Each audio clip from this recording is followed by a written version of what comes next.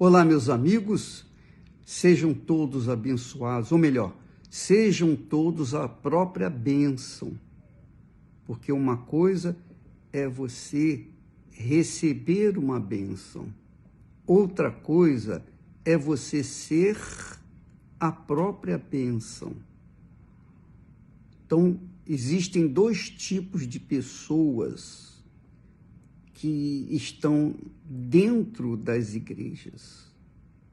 Aqueles que vivem a buscar e procurar as bênçãos e aqueles que se tornaram a própria bênção. Você é o quê? A própria bênção ou um buscador de bênçãos? Bem, eu quero falar para você o seguinte, que Deus não nos chamou para sermos buscadores, procuradores, fissurados nas bênçãos.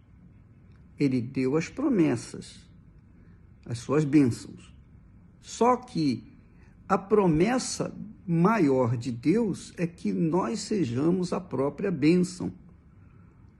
Lembra que nós falamos ontem, quando Deus disse para Moisés falar aos filhos de Israel?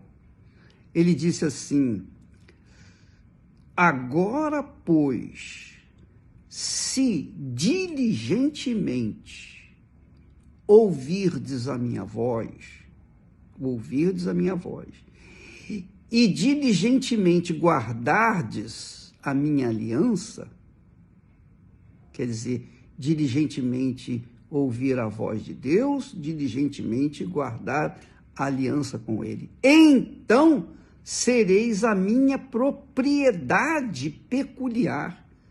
Propriedade peculiar é assim, tem coisas que nós temos, por exemplo, a Esté e eu, nós temos coisas que nós dividimos.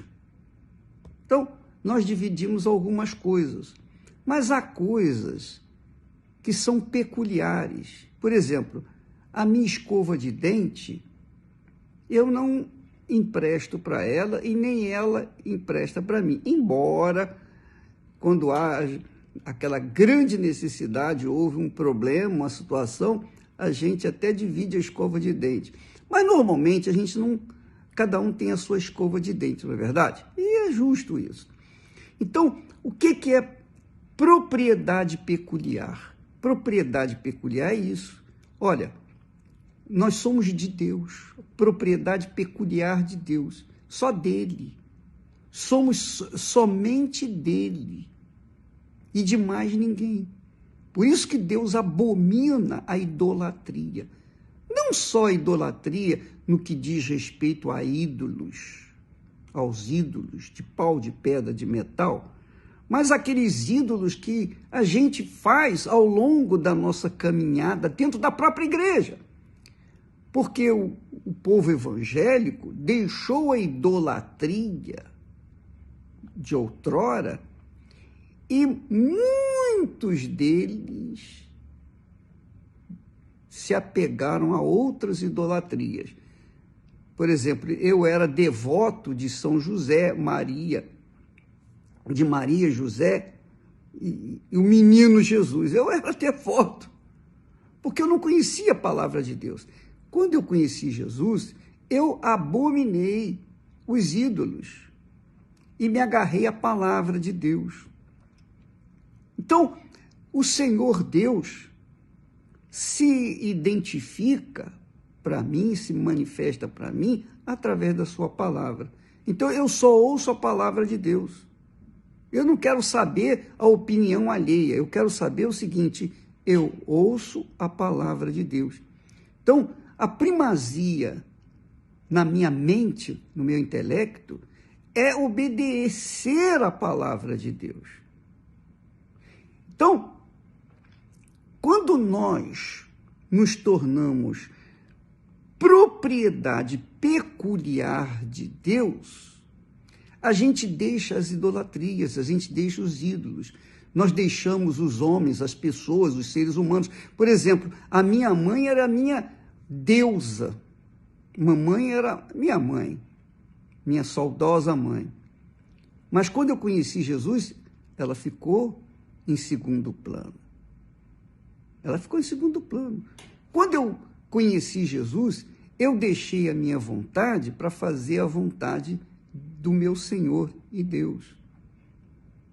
Quer dizer, eu assumi a propriedade peculiar que Deus me fez. E veja bem, é Ele que me escolheu.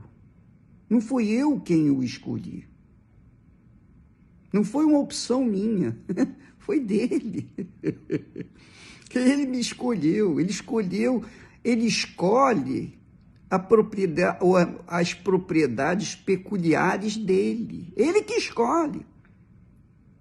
Então, quando uma pessoa se apega ao pastor e troca, sem querer, sem saber, instintivamente a pessoa troca o pastor, troca o seu senhor pelo pastor, que ama o seu pastor, ama o seu pastor, ama a sua igreja, faz da sua igreja uma idolatria.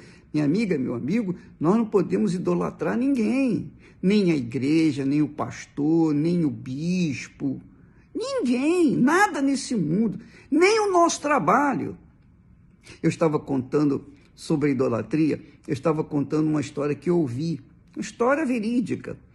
Um bispo falou para mim: bispo, eu conheci um senhorzinho que ele tinha um núcleo, ele tinha um trabalho especial, ele era obreiro da Igreja Universal do Reino de Deus e ele tinha um núcleo, e ele trabalhava ali com todo carinho, com toda dedicação, mas com o tempo, durante muitos anos, esse senhorzinho foi ficando fraco, frágil, fragilizado pela idade e pelas enfermidades. Esse senhorzinho não podia atender às necessidades do núcleo, então ele foi trocado. Alguém o trocou, colocou outro no lugar dele, mais novo, que pudesse dar continuidade ao trabalho de evangelização que ele havia começado. O senhorzinho deu entrada no hospital e estava já mal. O pastor foi lá falar com ele: olha, senhor, eu estou tomando conta, as suas ovelhas estão bem, o trabalho foi muito bem feito, etc, etc, etc. Mas aquele senhorzinho não perdoou o pastor que assumiu o lugar dele. Sabe o que aconteceu? Ele morreu sem ter perdoado o pastor que assumiu no lugar dele. Minha amiga, meu amigo, veja o tipo de idolatria que as pessoas, às vezes, carregam consigo. Eu sei que você me ama, eu sei que você ora por mim, eu sei que muitas pessoas oram por mim, e graças a Deus pelas suas orações, eu não sei se estaria de pé se vocês não estivessem orando por mim. Mas, de forma nenhuma, vocês podem colocar a minha pessoa como um ídolo dentro da sua casa. De forma nenhuma, minha amiga e meu amigo. Só o Senhor é o nosso Senhor. Só Ele é digno de toda a honra e toda a glória e toda a majestade. O dia que algum membro da Igreja Universal do Reino de Deus, disser para mim: ah, bispo, eu amo o Senhor, jamais vou deixar de seguir os seus passos. Então eu vou chegar para ele, eu direi para ele: olha, rapaz, presta atenção, bom, como o Senhor Jesus disse, só Deus. Nem o Senhor Jesus se considerou bom. Ele disse: bom é o meu Pai.